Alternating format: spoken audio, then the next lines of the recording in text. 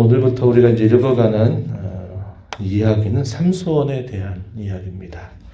13장에서부터 16장까지 제 12번째 사사로 쓰임받았던 삼손에 대한 이야기가 기록이 되고요. 오늘 우리가 읽어가는 내용은 삼손의 출생에 관한 말씀이 기록이 되고 있습니다.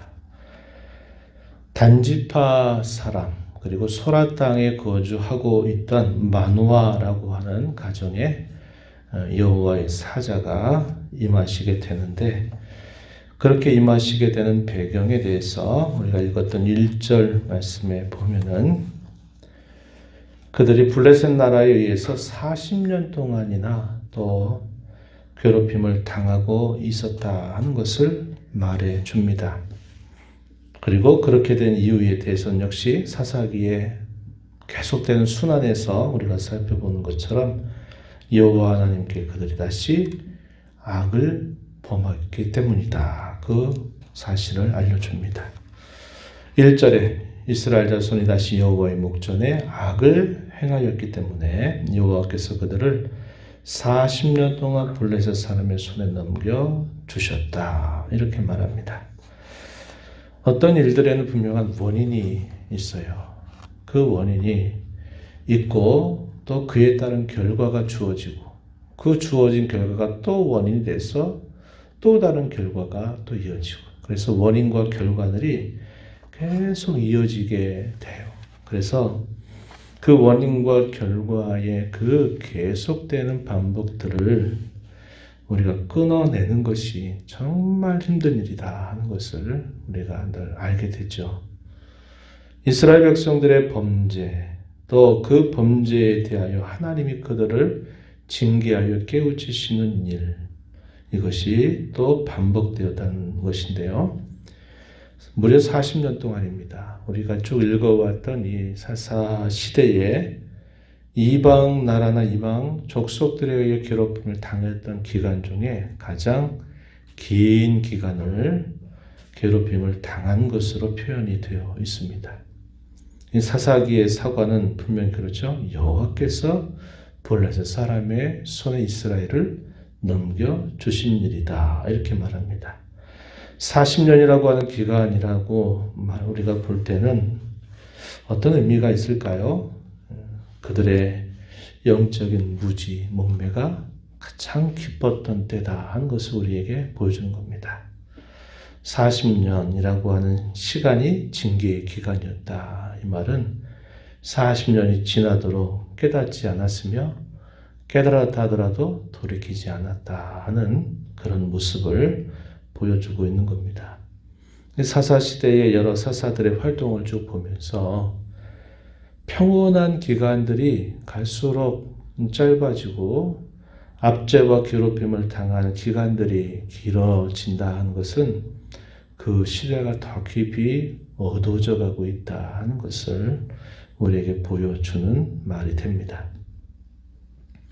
이 말은 당시에 하나님께서 이스라엘 백성들을 많은 민족들 가운데 구별하셨는데 주변에 있는 여러 민족이나 하나님의 백성들이나 구별된 게 없다 이 말이죠. 다 섞이고 다 수준이 믿지 않는 이방의 민족들과 똑같아졌다라는 것을 우리에게 보여주는 겁니다. 구별하신 목적, 구별하시면서 기대하셨던 하나님의 뜻이 철저하게 외면당하는 시대가 되어버렸다. 이것을 우리에게 보여줘요. 40년이 지나도록 이들이 하나님을 찾지 않습니다. 우리가 앞에서 쭉 보는 것은 이방 나라의 압제나 어려움을 당하게 될 때 비로소 자신들의 여호와께 부르짖으면 하나님이 그 부르짖음을 들으시고 하나님이 사사를 세워주시고 그 사사를 통해서 구원의 역사를 또 이루어 주셨는데, 삼손이 태어나기 전에 당시의 상황은 하나님 앞에 부르짖지도 않았다는 것을 우리에게 보여줍니다. 하나님이 어떻게 하시느냐? 출생할 때부터 한 사람을 구별해서 나시린으로 태어나도록 하나님이 일하시는 것을 보여주죠. 소라 땅, 이 단지파에 속해 있었던 마노아의 가정에는 자식이 없었습니다. 그 자식이 없던 가정에 여호와의 사자가 방문을 해서 자식을 낳게 될 것인데 그 자식을 나실인의 규정을 따라서 그 아이를 길러라 하는 명령이 주어지게 됩니다. 출생 때부터 하나님이 한 사람을 구별하셔서 이스라엘의 구원을 이끄는 사람으로 살게 하시는 그 하나님의 손길을 보여주신 것이에요. 마노아의 아내에게 먼저 이 여호와의 사자가 나타나지만 여호와의 사자인 줄 알지 못합니다. 하나님의 사람인가 보다 이런 정도 생각을 한 것이에요. 뭐라고 이야기합니까? 3절 가서 보시면은 여호와의 사자가 그 여인에게 나타나 그에게 이르시되 이제 임신하여 아들을 낳을 것이다. 그러므로 너는 삼가 포도주와 독주를 마시지 말고 부정한 것도 먹지 말아라. 그리고 5절 가서 보시면 그의 머리 위에 삭도를 대지 말아라. 이 아이는 태에서 나옴으로부터 하나님께 바쳐진 나실인이 됨이라. 그가 블레셋 사람의 손에서 이스라엘을 구원하기 시작하리라. 나실인으로 태어나게 하시고서 그가 할 일은 블레셋 나라로부터 이스라엘을 구원하게 하기 위함인 것을 분명하게 말해 줍니다. 출생 때부터 그가 할 일이 무엇인가를 그의 부모에게 알려주신 것이죠. 그때 이 남편은 거기 있지 않았습니다. 남편이 돌아왔을 때 이 마노아의 아내가 있었던 이야기를 소상하게 남편에게 이야기를 했어요. 그러니까 이 마노아가 하나님께 기도를 올립니다. 하나님, 또다시 그 사람을 자기에게 보내주기를 간구했더니 하나님께서 그 간구를 들으시고 다시 그 여호와의 사자를 보내주시게 됩니다. 그래서 그 사자가 다시 나타나는데 또 그 자리에 누가 없느냐? 마노아가 그 자리에 있지 않았어요. 여인이 그 사람이 자기에게 찾아온 것을 보고는 잠시 기다리고 한 다음에 자기 남편을 급히 찾아갑니다. 그래서 당신이 기도했던 대로 그 사람이 왔다 하는 소식을 듣고서는 이 마노아가 여호와의 사자 앞에 와서 묻습니다. 당신이 여인에게 말씀하신 그 사람입니까? 그래, 바로 내가 그다. 이렇게 대답을 하고 마노아는 말씀하신 대로 이루어지기를 원한다고 고백하면서 그 아이를 어떻게 기르고 우리가 그 아이에게 어떻게 해야 될까를 물어요. 이 마노아의 신앙이 대단히 귀했다 하는 것을 우리가 보게 되죠. 말씀대로 이루어지기를 기도하고 그 자녀를 어떻게 해야 될지 하는 것을 묻게 되는 태도를 보게 되면 알게 됩니다.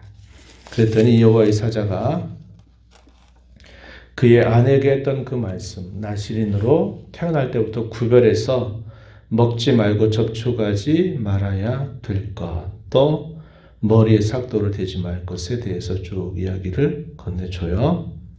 마노아가 그 말을 듣고서는 이분을 영접해야 되겠다 하는 생각을 하고서는 먹을거리를 준비하겠다고 이야기하는데 그때 이 여호와의 사자가 대답하죠. 16절 말씀에 네가 비록 나를 머물게 하나 내가 내 음식을 먹지 않겠다. 번제를 준비하려거든 마땅히 여호와께 드려라. 이렇게 말씀을 하게 됩니다. 그때까지도 이들 두 사람은 그가 여호와의 사자인 줄 알지 못한 상태였어요. 그러면서 이름을 묻습니다. 당신의 이름이 무엇입니까? 물었더니 대답하여 주시기를 나는 기묘자다. 이렇게 대답을 하시죠. 18절 말씀에 기묘자. 이게 무슨 말입니까? 신비하다. 그런 의미를 담고 있어요. 그래서 우리 사람의 이해를 넘어선다라는 그런 뜻을 가지고 있는 표현입니다. 이 말은 하나님께서 자기 백성들에게 이루어질 그 구원의 역사가 이와 같이 신비롭고 놀랍다는 사실을 보여주고자 한 것입니다.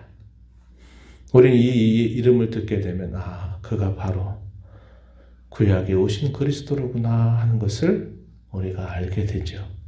이사야서에 있는 표현처럼 기묘자, 모사라 하는 그런 표현들, 그걸 보게 되면 우리는 알게 돼요. 그리고 나서 바위 위에다가 이제 여호와께 번제를 드리려고 제물을 이 마노아가 준비해서 가져옵니다. 그랬더니 기적이 일어났어요. 어떤 기적이냐? 불꽃이 제단에서부터 내려와서 그 모든 제물들을 다 태워버리게 되고, 그 말씀하였던 그 여호와의 사자가 제단 불꽃에 휩싸이면서 사라지는 모습을 그들이 목도하게 된 겁니다. 그때 비로소 이들 부부가 자신에게 찾아와서 말씀하셨던 그분이 바로 여호와의 사자인 줄을 알게 되었다. 이렇게 말합니다. 지난번 기드온에 대해서도 이와 같은 비슷한 일이 있었어요. 여호와의 사자가 기드온에게 와서 네가 큰 용사가 되어 미디안의 손에서 이스라엘을 건져낼 거다라고 했을 때도 이 기드온은 자기에게 말씀하시니까 여호와의 사자인 줄 알지 못합니다. 그런데 쭉 보니까 나중에 알게 돼요. 역시 제사를 받으시면서 태워버리는 그 사건을 보면서 알게 되죠. 그러면서 기드온이 어떻게 반응했습니까? 슬프도소이다. 자기를 탄식하고 자기가 죽게 되었다 하는 것을 고백하죠. 여기서도 마찬가지입니다. 마노아가 그 광경을 보고서는 이제는 죽게 되었다. 이런 두려움에 휩싸이게 된 것이에요.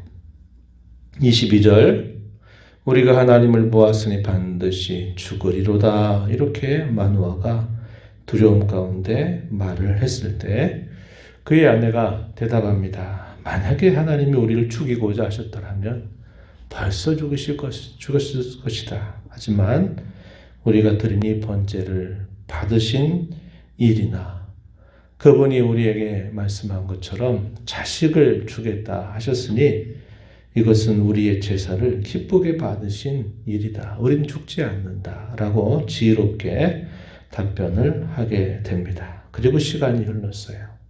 그리고 이들 부부 사이에 하나님이 자식을 주셔서 아들을 낳습니다. 그 이름이 곧 삼손이라고 하는 자식이었어요. 그리고 마하네단이라고 하는 곳에서 그가 자라면서 여호와의 영이 그를 움직이기 시작하였다. 그래서 그가 이제 사사로서 활동을 시작하게 될 것을 암시해 주고 있는 겁니다.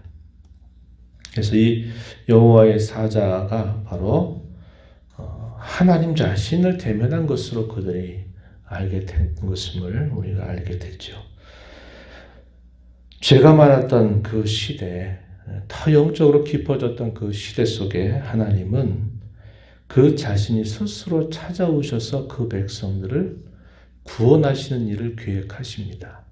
아까도 얘기했지만 다른 시대와 달랐어요. 다른 시대는 공고함 가운데 부르짖었는데 이 블레셋 나라가 괴롭히고 있는 그 때에는 하나님을 찾지도 않아요. 그러나 하나님은 그 백성들의 공고함을 아시고서는 미리 출생할 때부터 한 사사를 준비하시고 있음을 보게 돼요. 죄가 많은 곳에 하나님의 그 더 깊은 사랑이 함께하고 있다는 것을 우리가 보게 되고 저와 여러분을 향하신 하나님의 사랑이 그와 같음을 우리가 깨닫게 됩니다. 나시인으로 구별했던 그 이유는 그 시대의 하나님의 백성이나 이방 백성이나 아무런 구별점이 없어요. 똑같이 살아가는 그 시대 속에서 나시린으로 사사를 태어나게 하셔서 자라게 하신 것을 보면서 구별된다 하는 것이 참 중요하다는 것을 우리는 생각하게 됩니다. 성도의 삶의 능력, 그리스도인의 삶의 능력은 구별로부터 나온다는 것을 우리는 기억해야 돼요. 하나님은 저와 여러분을 구원하셔서 우리를 자유하게 하신 그 기대에 대하여 우리가 세상 가운데 구별된 성도로 살기를 하나님 기뻐하심을 기억하고 또 이하로 우리의 남은 삶을 구별하게 하신 그 하나님의 은혜에 감사하면서 오늘도 살아가는 삶의 현장, 삶의 자리에서 구별된 성도답게 생각하고 말하고 행하는 복된 하루의 삶을 살아가는 저와 여러분이 되기를 바랍니다. 하나님 아버지 감사합니다. 지난밤도 아버지 은혜로 쉬게 하시고 이 새벽 시간 저희들을 깨워주셔서 오늘도 하나님의 면전에 불러주시고 말씀하시는 주의 음성을 또다시 듣게 하신 것을 감사드립니다. 영적으로 더 어둡고 무지몽매한 시대가 되었을 때 하나님이 그대로 두시는 것이 아니라 하나님께서 친히 구원의 계획을 먼저 펼쳐가신 하나님의 손길을 보여주십니다. 나 시인으로 태어나게 하셔서 구별함이 없는 그 시대 속에서 구별된 자를 세워서 다시 하나님의 백성들을 세상 가운데 구별하시려는 하나님의 목적을 저희가 살펴보게 됩니다. 오늘 저희들을 구원하여 하나님 백성 되게 하시고 세상의 많은 사람들 가운데 성도라고 하는 존귀한 이름을 주신 대로 세상 가운데 구별되이 생각하고 말하고 행하며 살아가는 저희들의 삶이 되도록 오늘도 저희들을 붙들어 주시며 인도하여 주옵소서. 은혜의 보좌 앞에 나와서 아버지 은혜를 구하는 모든 심령들의 간구를 기울여 주시며 응답해 주시기를 바라며 예수님 이름으로 기도하옵나이다. 아멘.